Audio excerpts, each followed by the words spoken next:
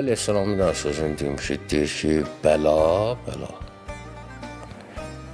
rəhmətdir. Deyirlər ki, o ne deyirəm, bəla rəhmət, hələ şey bu.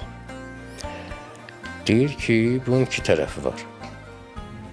Ya hansısa bir günah eləmişsən, Allah cəzasını verir sənə. Ya da ki, səni imtihan eləyib dərəcə verir sənə. Mükafatlandırmaq istəyir, imtihan eləyir səni. Hər iki tərəfdə rəhmətdir.